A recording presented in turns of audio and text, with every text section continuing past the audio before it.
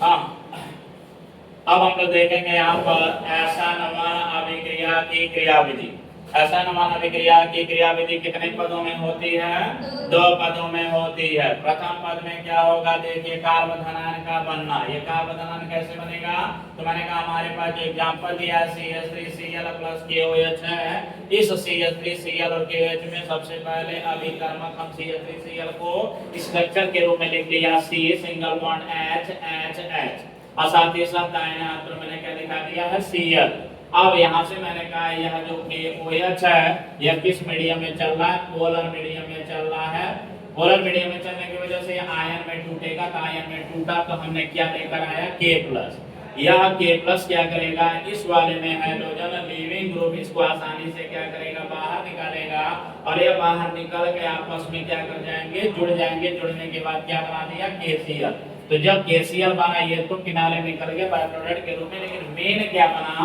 जब ये यहाँ से टूट के निकलेगा तो कहा जाता है ये जब बॉन्ड टूटने जाता है तो इसके ऊपर पार्शियल माइनस और पार्शियल नेगेटिव आ जाता है, यानी कि यहाँ ऋण आयन और यहाँ पे क्या जाएगा? धन आयन। अब ये जब टूट के निकलेगा ये बॉन्ड पूरी तरह से टूट जाता है, जिस पे चार्ज पूरी तरह से आ जाता है। जैसे यहाँ पर C पर कौन सा चार्ज आ गया?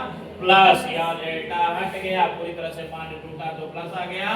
Cl पे क्या आ चुका होगा? माइनस। तो माइनस और प्लस मिलके तो KCl बना दिया, लेकिन हाई प्लस तो किसी से जुड़ेगा नहीं। अब C पे जब प्लस दिखाई देता है तो ऐसे स्पीशीज को हम लोग कहते हैं कार्बोधनायन। क्या कहते हैं? कार्बोधनायन कहते हैं। तो यह कार्बोधनायन जो बना, क्या यह रिएक्शन मीडियम में बहुत देर तक रहेगा? नहीं, यह बहुत कम समय के लिए रहेगा। तुरंत यह रिमेनिंग पोर्शन जो रिमेनिंग आयन है उसके साथ कंबाइन करेगा, तो पद कौन सा बन जाता है? द्वितीय पद। द्वितीय पद में क्या होता है? यह जो कार्बोधनायन प्रथम पद में बना है वही प्रथम पद वाला कार्बोधनायन OH आयन जो बचा हुआ है वह उसके साथ कंबाइन होगा, जुड़ जाएगा।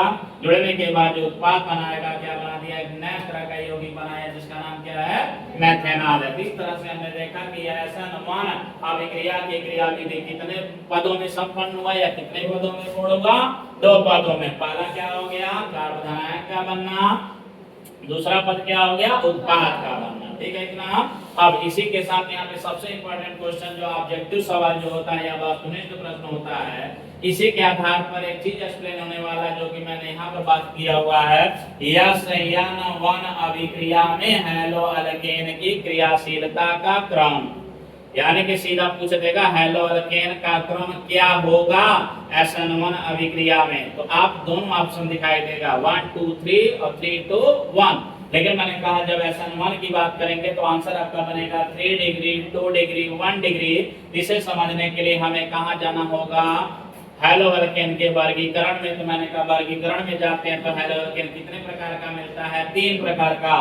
प्राथमिक हैलो अल्केन, द्वितीयक हैलो अल्केन और तृतीयक। मैंने कहा यदि यहाँ पर हम Cl को हटा के या प्लस को हटा के Cl लगा दिया ये प्राथमिक हैलो अल्केन बन गया।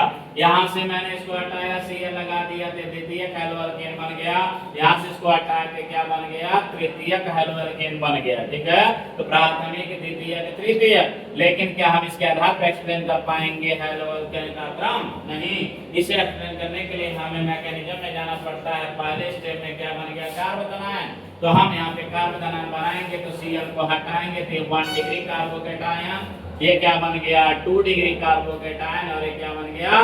3 डिग्री कार्बोकेटायन। तो मैंने कहा यह जो कार्बोकेटायन या कार्बोधनायन होता है 3 तरह का हो गया, 1 डिग्री 2 डिग्री 3 डिग्री। अब यह कार्बोधनायन की अपनी अस्थायित्वता का क्रम होता है या स्टेबिलिटी का क्रम होता है। कैसे एक्सप्लेन किया जाता है? तो मैंने कहा यदि C पर प्लस चार्ज लगा होता है तो इलेक्ट्रॉन की डेंसिटी घटी हुई होती है। उस समय अगर इसे इलेक्ट्रॉन मिल जाए कहीं से इसकी स्टेबिलिटी बढ़ने लगती है। तो मैंने कहा यहाँ पर अगर यह CH3 ग्रुप जो होता है वह प्लस आयन में कंसीडर होता है। प्लस आयन में कंसीडर होने की वजह से इलेक्ट्रॉन देने का काम करता है। इसका काम करता है? देने का काम करता है। जिसे इलेक्ट्रॉन मिलेगा, यदि इसे इलेक्ट्रॉन मिलेगा तो ये खुश हो जाएगा। खुश होगा इसका मतलब इसकी स्टेबिलिटी बढ़ गई कि घट गई?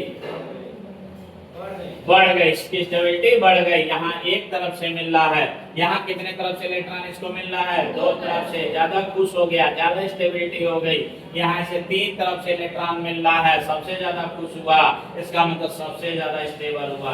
तो कहा जाता है कि जो आयन सबसे ज्यादा स्टेबल होगा उसका प्रोडक्ट या उत्पाद भी उतना ज्यादा ही बनेगा। तो मैंने कहा अगर ज्यादा उत्पाद बन रहा है तो क्रियाशीलता सबसे ज्यादा किसका हुआ, 3 डिग्री का हुआ। तो 3 डिग्री सबसे ज्यादा क्रियाशील, उसके बाद 2 डिग्री, उसके बाद 1 डिग्री। तो मैंने कहा इसका जो करेक्ट ऑर्डर आ जाता है 3 डिग्री, 2 डिग्री और 1 डिग्री आ जाता है। बात बराबर है। इतना याद रखिएगा, SN1 अभिक्रिया में हैलो अल्केन की क्रियाशीलता का क्रम क्या आएगा, 3 डिग्री, 2 डिग्री, 1 डिग्री आ जाएगा। ठीक है ना। आज जब उसके बाद हम SN2 एक्सप्लेन करेंगे तो हम बताएंगे क्रियाशीलता का क्रम क्या चलता है।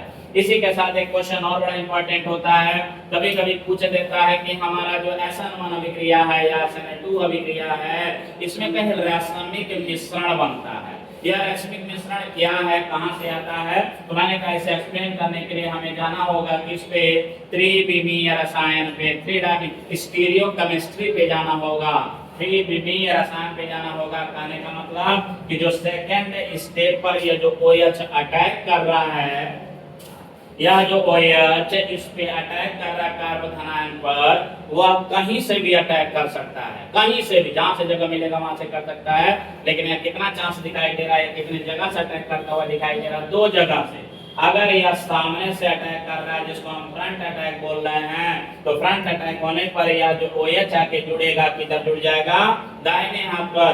जब ये दाहिने हाथ पर जुड़ जाता है इसे कहते हैं कौन सा फॉर्म, डी फॉर्म बोलते हैं। लेकिन यदि हो सकता है यह OH तो सामने से ना अटैक करके किधर से अटैक करेगा, बैक अटैक कर रहा है, तो यह OH कहां पे जुड़ जाएगा, बैक साइड में। इस बैक साइड से जुड़े हुए को क्या बोलेंगे, अल्फा फॉर्म बोलेंगे। तो यहाँ हमें दिखाई दे रहा है कि जब फ्रंट अटैक हो रहा है तो डी फॉर्म बन रहा है, और यहाँ पर जब ये इधर से अटैक कर रहा है तो क्या बन रहा है, ये अल्फा फॉर्म बन रहा है। इसका मतलब कि जब हम हेलो अल्केन लिए थे तो यहाँ पर Cl किधर जुड़ा है, दाहिने हाथ पर, तो OH भी किधर जुड़ गया, दाहिने हाथ पर। इसे बोलते हैं रिटेंशन, जैसा है वैसा ही मिल गया तो कहते हैं रिटेंशन। लेकिन 50% हम देख रहे हैं कि Cl हमारा दाहिने जुड़ा है, लेकिन यहाँ OH कहाँ जुड़ रहा है, बाएं। तो जब बाएं जुड़ जाता है तो उसे रिटेंशन ना कहकर इनवर्जन कह देते हैं। क्या कहते हैं, इनवर्जन। तो हम ये देख रहे हैं कि इस वाले में 50% रिटेंशन और 50% इनवर्जन होने के कारण यह एक मिश्रण बनता है। इस मिश्रण का जो नाम जाता है वह नाम क्या कहलाता है, रासायनिक मिश्रण। ऐसा मिश्रण जिसमें 50% डी फॉर्म और 50% एल फॉर्म उपस्थित होता है, क्या कहलाता है, रासायनिक मिश्रण कहलाता है। यह रासायनिक मिश्रण बताइए SN1 में बन रहा है कि SN2 में बन रहा है, SN1 में बन रहा है। तो जब भी क्वेश्चन आ जाए कि आपका रासायनिक मिश्रण किस प्रकार के अभिक्रिया में बनता है, ऑप्शन ए 1 या SN1, ऑप्शन बी जाएगा SN2, ऑप्शन सी दोनों, और लास्ट वाला ऑप्शन कोई नहीं। तो क्या आंसर मारेंगे, यस, आंसर इज SN1 अभिक्रिया, यानी कि रासायनिक मिश्रण आपका बनता है SN1 अभिक्रिया। बात समझ में आ गया।